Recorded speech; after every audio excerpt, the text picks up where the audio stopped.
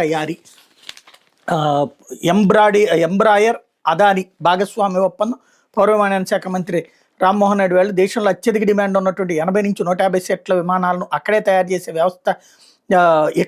చేసే వ్యవస్థ ఏర్పాటు కోసం అదాని గ్రూప్ బ్రెజిల్కి చెందిన ఎంబ్రాయర్ మధ్య అవగాహన ఒప్పందం కుదిరినట్టు కేంద్ర పౌర విమానయాన మంత్రి కె రామ్మోహన్ నాయుడు వెల్లడించారన్నటువంటి వార్తని హైలైట్ చేశారు. ఏపీలో విమాన తయారీ కేంద్రం వచ్చే అవకాశం ఉంది, ఉమ్మడి అనంతపురం జిల్లాల ఏర్పాటుకు ప్రభుత్వం ప్రయత్నిస్తుంది అన్నటువంటిది హైలైట్ చేశారు. అయితే 3 నెలల్లో మెరుగుపడాలి, లేదంటే పదవుల్లో నుంచి పక్కన పెడతా. తెలుగుదేశం పార్టీ లోక్సభ నియోజకవర్గ కమిటీల శిక్షణలో చంద్రబాబు పలు జిల్లాల నుంచి హాజరు తగ్గడంపై అసంతృప్తి, వైకాపా విమర్శలను తిప్పికొట్టాలని పిలుపు.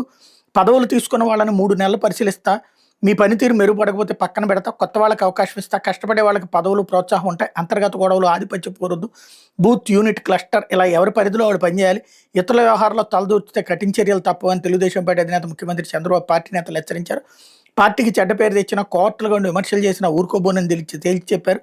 పార్టీ నిర్ణయాలకు అనుగుణంగా పనితీరు మార్చుకోవాలని సూచించారు. పార్టీ లోక్సభ నియోజకవర్గ అధ్యక్షుడు, జిల్లా ఇన్ఛార్జి మంత్రితో సమానమని పేర్కొన్న చంద్రబాబు ఆయనతో ఆయా జిల్లాల మంత్రులు, ఎంపీలు, ఎమ్మెల్యేలు కలిసి పనిచేయాలని ఆదేశించారన్నటువంటిది హైలైట్ చేశారు. అయితే గ్రూప్